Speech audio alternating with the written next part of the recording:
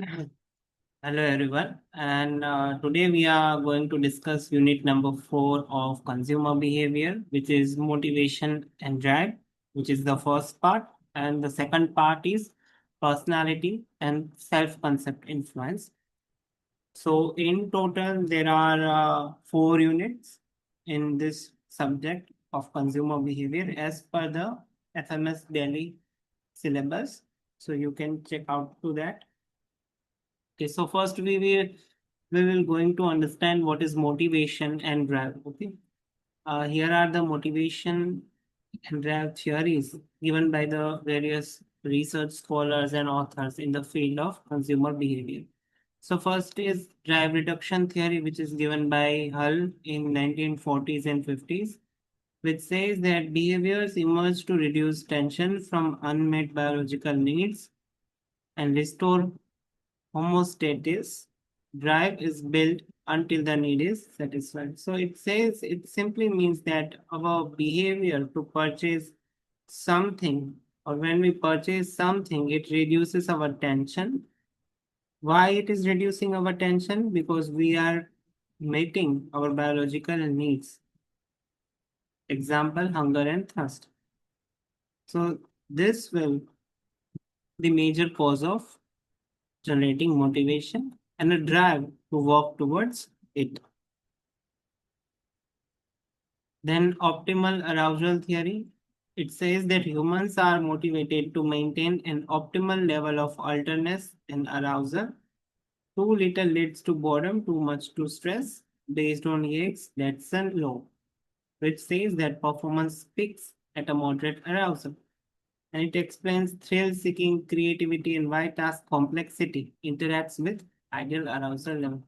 So this theory simply wants to say that our motivation or drive arouses from different types of feeling. Like if you feel too much bored or if you feel too much stressed, then also you motivate to do something different. Okay. If you are attending this lecture and you feel bored, then you simply get out of the YouTube and scroll through the Instagram. So this is the basic meaning of this theory. Then third one is Maslow's hierarchy of needs, which is given in 1943 to between 1943 to 1954, which is very simple theory and we all know about it. So there are 5 types of need in Maslow's hierarchy of needs. First is physiological needs, which includes your need for food, uh, clothes and shelter. Then the second one is safety need, which includes your house and the area and the location in which you are living. Then third one is love and belonging, which is a social need. You need family, you need friends, you need society. You need to be with some human beings. Okay. Then fourth one is esteem needs. You want a good job, you want to earn money, you want to earn respect of your respect of your from the society. And the last one is self-actualization need, in which you are at the top of the you are at the top of your career, or you are at the top when you realize that now you have achieved so many things in your life. So so it says that lower level needs preoccupy until satisfy, only then can higher needs motivate. Okay. So if your psychological needs are not met, you can't motivate towards the safety need. So first is this is a hierarchy, right? This is a type of a hierarchy, and first you will have to satisfy your physiological needs or your basic human needs, which is food, clothes, and shelter. After that, you will move towards the safety need. You will build a house for yourself. You will choose a good location for to stay with your family. And then third one is the love and belonging. When you meet with new people, you make friends, you expand your family. And then comes the esteem needs, where you progress in your career, and then last at the self-actualization need. You are at the top of your career. You earn a very good amount of money. You have a lot of resources at your hand. So it progress gradually. Okay. So there is a traditional pyramid in this theory, which is oftenly seen on Google. If you Google it, then MC Kalan's acquired needs theory. Instead of universal hierarchy like Maslow, motivation arises from learned needs for achievement, affiliation, and power. So MC Kalan says that there are only three types of need. First is need for achievement, need for affiliation, and need for power. These needs vary across individuals and according to their situation. So need for achievement in terms of career, in terms of health, in terms of life. Okay, uh, you need to achieve a higher position in your career, or you need to reduce your weight. So that is also kind of a achievement need. Then the need of affiliation. You want to affiliate with your friends, with your family, with your colleagues, with your you know surroundings. So that is the affiliation need. It's a type of a social affiliation or affiliation towards people who are at your level or similar to your level. And the third one is need of power. You want to command people to do things according to you, which is a basic characteristic of power. You want to be at a leadership position of any organization so that you can give orders and control most of the operations. So that is called the need of power. And these needs vary across individuals and situations. Then SDT, which is self-determination theory, Dacey and Ryan give this theory. It focuses on intrinsic and extrinsic motivation with three core needs, which is autonomy, competence, and relatedness. It's stressing that motivation is the highest when behaviors align with a person's internal value and perceived agency. Now, when we perceiving this, when we pairing this theory, when we connect this theory, it simple output comes as a biological, cognitive, and value gradient, which means that drive theories explain why attention leads to action.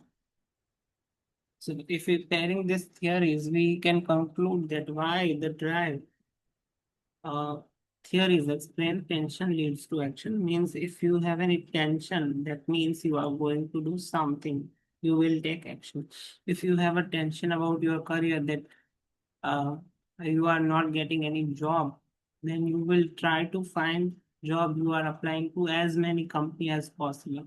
Then Maslow and MC Killan show what kind of needs you actually have at the current stage of your life. Then SDT explains how internalization depends on personal.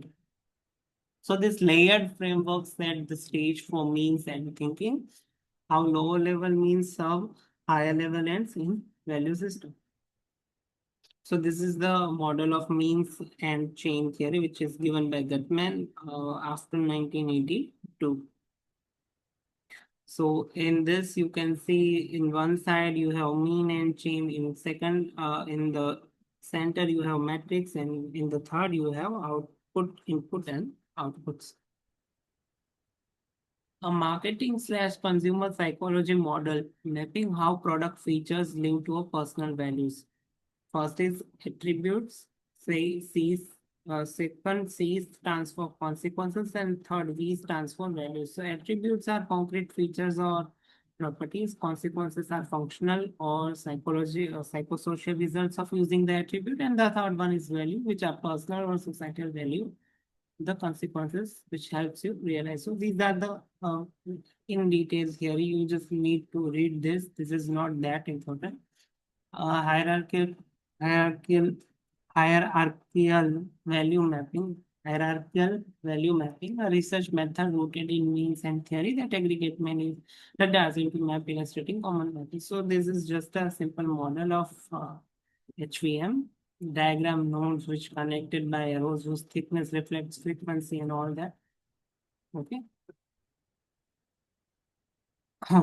Okay.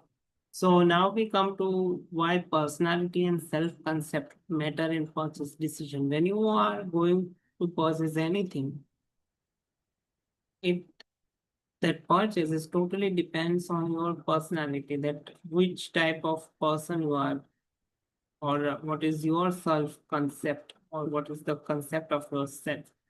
Okay. So, what is self concept? So, how you see yourself, which is your actual self, how you want to see yourself, which is an ideal self, and how others see you, which is a social self, and how you would like others to see you, which is ideal social self, all matter. Okay, let's take an example of myself. Okay, how you see yourself. So, I am a recent MBA graduate. I also qualified for NetSet. Okay. And also I am planning for my further studies or job. How you want to see yourself, which is your ideal self there. So I want to see myself as an assistant professor at a university or a good educator on YouTube. How others see you. Others may be seeing me as a graduate with a good credentials and also teaching on YouTube, and how you would like to others to see you, like your ideal social self. So that is similar, that people see me as a very good educator on YouTube. So transaction often serves self-enhancement, which means that buy to feel or appear better, or self-verification to buy to reinforce existing identity. Now, self-congruity principle. We prefer brands whose personalities match our own. So brands also have their personalities. It's physiologically uncomfortable to adopt a brand that clashes with our self-image. Okay, so we generally tend to purchase those brands which align with our personality, because the brand has also a personality. Self consistency and extreme motivation. Individuals seek brands that feel authentic or help them become who they want to be. And here is the example: someone who sees themselves as an adventurous but wants to be more creative may gravitate towards a brand with a bold, aspirational personality. Think Apple or Tesla. Now we are going to see the personality theories from folk to scientific. Folk means the traditional or ancient theories in the literature of personality. So first is crude versus junk versus straight, means straight theories.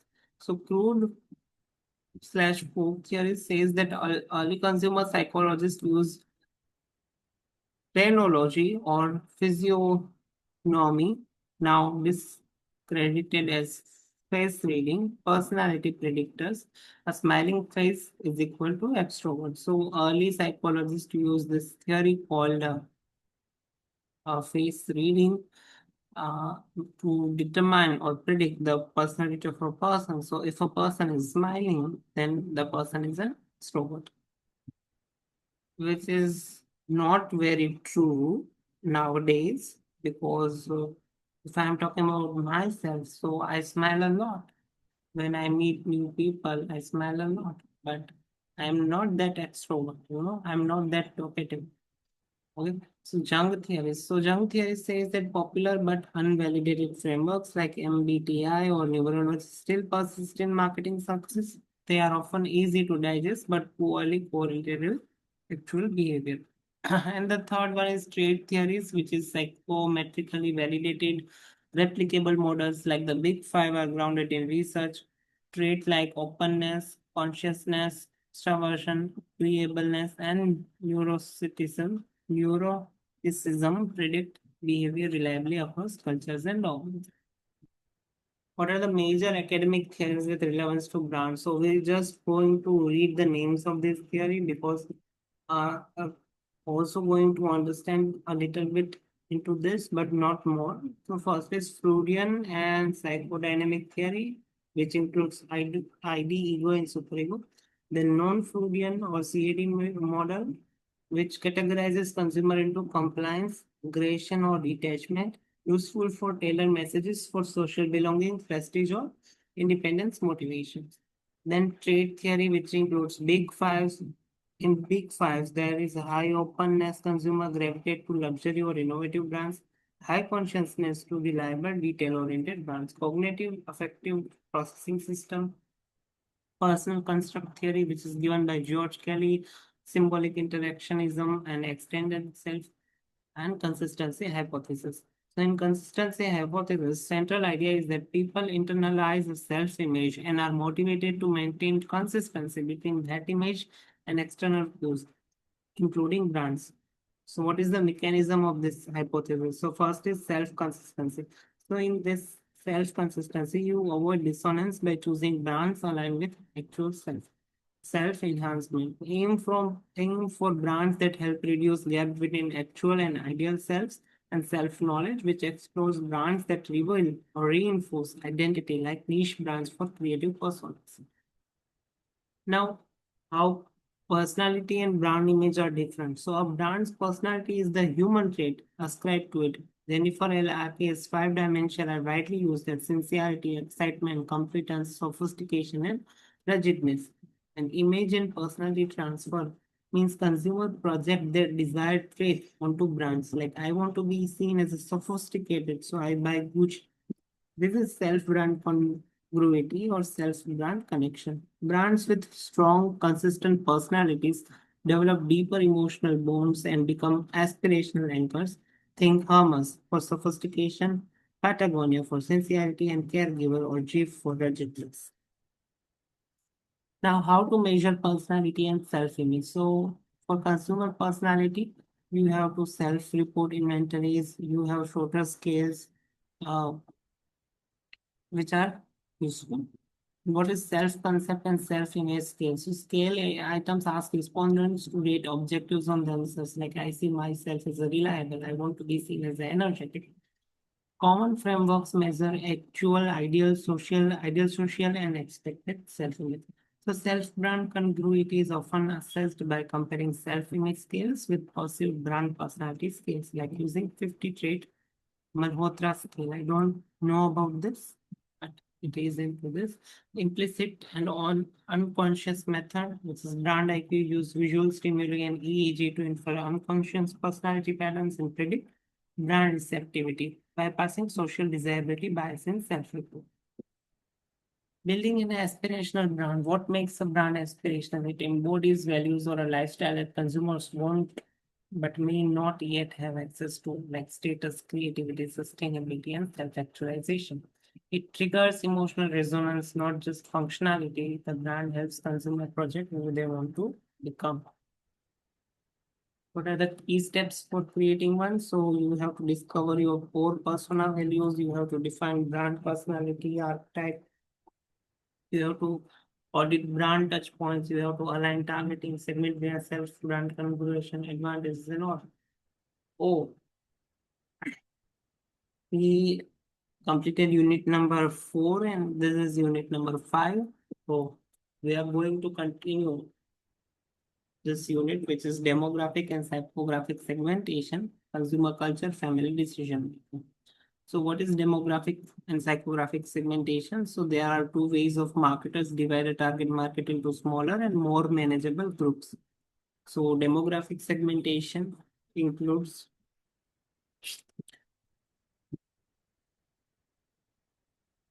demographic segmentation includes common variables like age, gender, income, educational level, occupation, family size, marital status, religion, and ethnicity.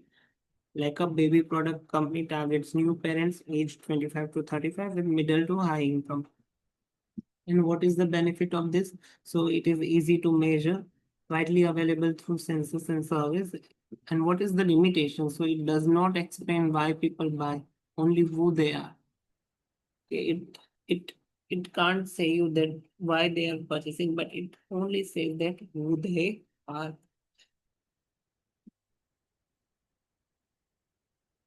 Psychographic segmentation. What are the common variables in psychographic segmentation, which is the lifestyle?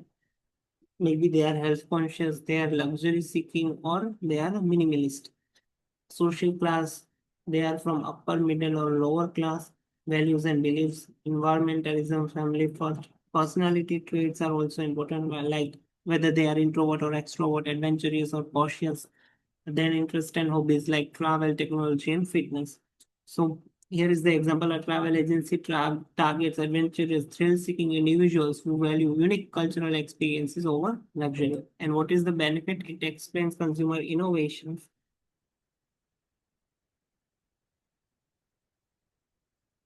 That explains consumer innovation and buying behavior. Lifestyle and psychographics. So lifestyle is how people live, spend their time, and allocate their money, often measured by AI goals, which is activities, interests, and opinions. So here is the example: two people of the same age and income may have different lifestyle. One might be a fitness enthusiast, and another might be a homebody. Psychographics. Broader than lifestyle, it includes personality, values, motivation, attitudes, and lifestyle. It helps marketers understand the why behind buying choices. Example, a consumer who values sustainability and has an eco-friendly lifestyle is more likely to buy organic and recycled products. Reference group influence. So groups that serve as a point of comparison or source of guidance for an individual's attitudes, beliefs, and behavior is called a reference group. What are the types of members in reference group? So it is a membership group, which groups you belong to, which is family, friends, and colleagues. There is an aspirational group, groups you want to join or be like celebrities, influencer, and elite groups, and disassociative groups, groups you don't want to be associated with. Influence on consumers. So it is the informational influence. You seek product info from the group. Normative influence. You conform to group norms to gain acceptance.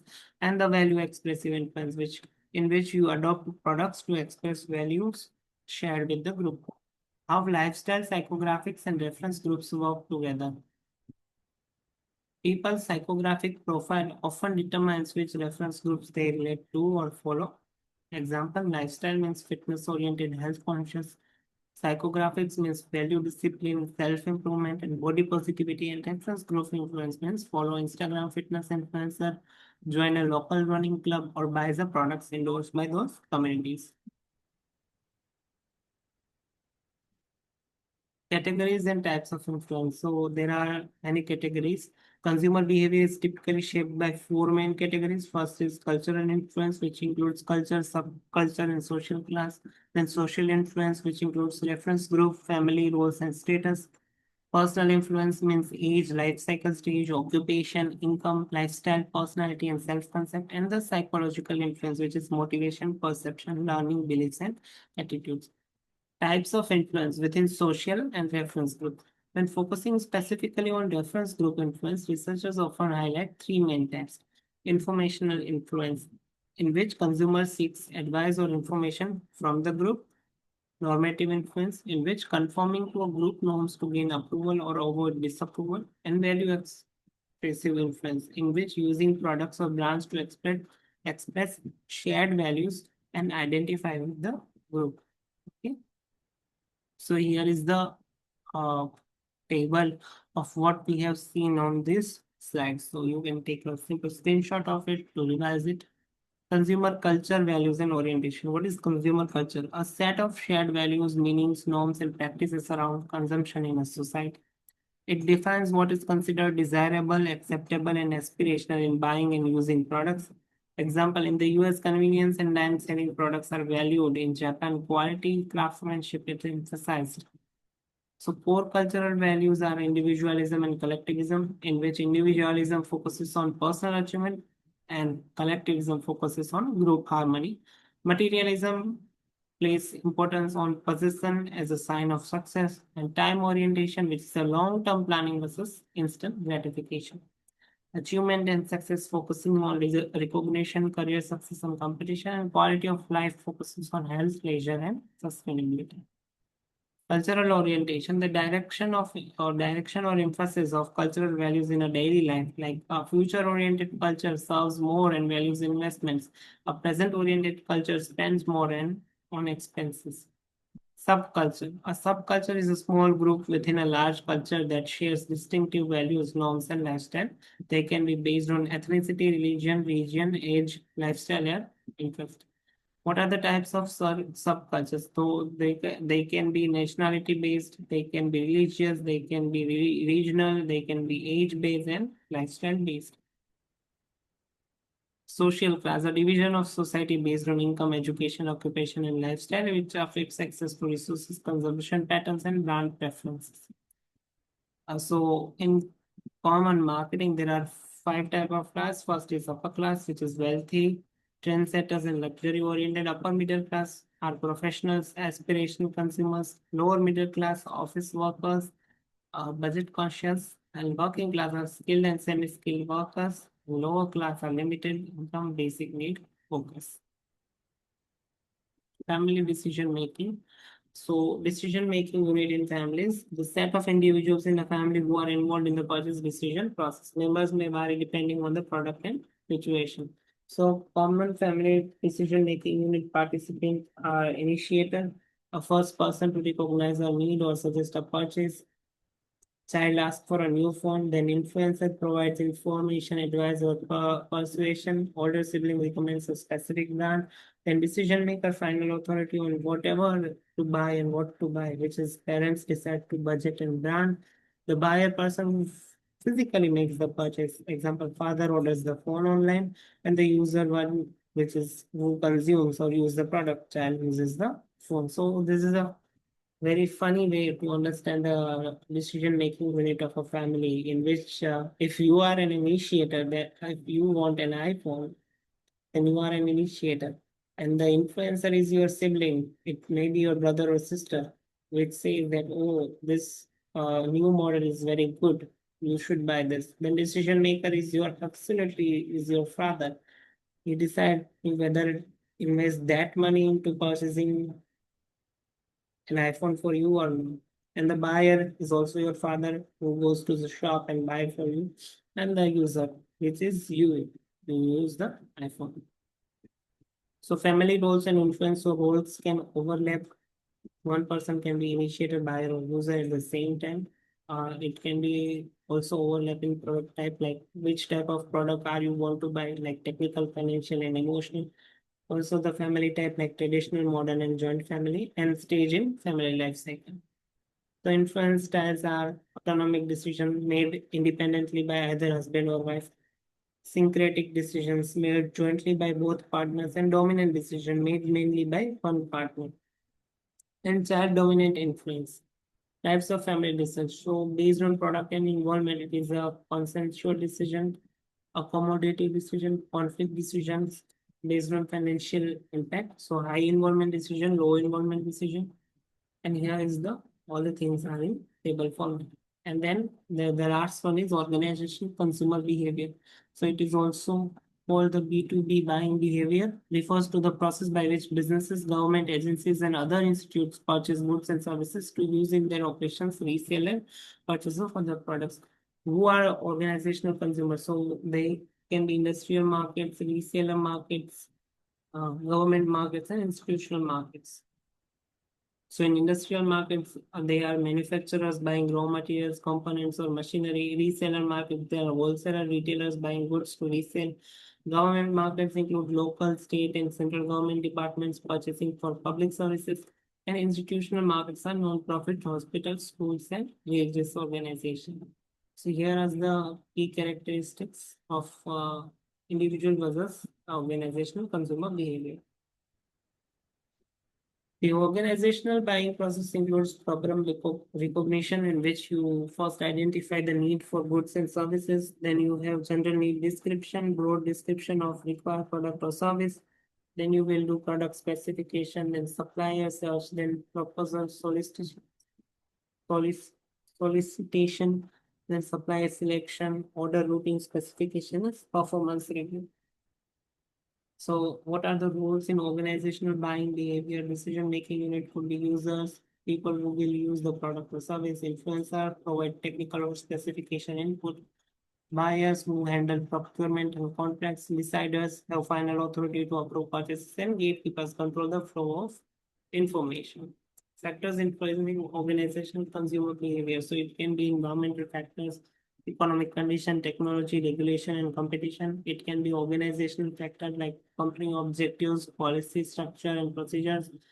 Interpersonal factors like power dynamics, authority, relationship among other decision makers, and individual factor, which is personal motives, risk tolerance, experience of decision making. So with this, we are completing our consumer behavior subject. And there are 4 main units in this subject. Okay. So thank you for attending this lecture.